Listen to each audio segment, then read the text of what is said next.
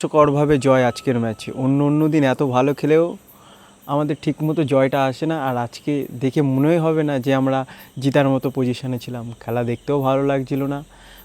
দুই foreign defence থাকাকালীনও আমাদের ডিফেন্সে কতটা চাপ পড়ছিল। আপিয়া না থাকলে কতটা প্রবলেম হতে পারে টিমটায় বোঝা গেল আজকের ম্যাচে। দুটো সাবস্টিটিউট প্লেয়ার গোল করলো, দেখে অনেক ভালো লাগলো। এইসব বিষয়ে ভিডিওটা আজকে শুরু করছি। প্রথমেই বলি যে ডিফেন্স খুব নড়বড়ে লাগছিল। আপনিও না থাকলে কতটা প্রবলেম ফেস করতে হয়েছে ডিফেন্সের আজকে বোঝা গেছে। আলবাত্র উঠে যাওয়ার পরে আরও কতটা চাপে এই গোল খেলাম কতবার ওপেন হয়েছে। এতটা ভয় লাগছিলো খেলা দেখতে, আজকে অনেক ভয় লাগছিলো খেলা দেখতে, যে হয়তো এই লিগ থেকে ছিটকে গেলাম কী হবে কী অঘটনের মধ্যে, মানে সে বলে বোঝানো যায় না, যে এই যায় এরকম অবস্থা।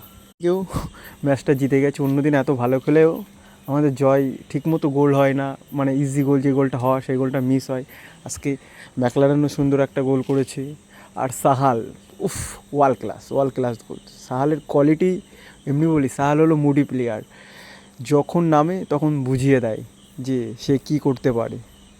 কামিন্সের ফ্রি কিকটা যেটা বিতর্কিত হচ্ছে, ভালো করে দেখবেন গোলকিপার কিন্তু বিট হয়ে গেছে, তারপরে আলবাত্রর কেনোটা লেগেছে, এটা মানছি, কিন্তু গোলকিপার বলের লাইন কিন্তু বিট হয়ে গেছে।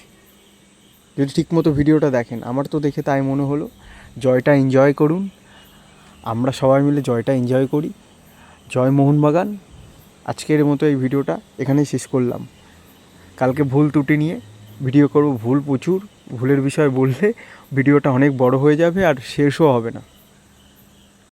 সবাইকে শুভরাত্রি।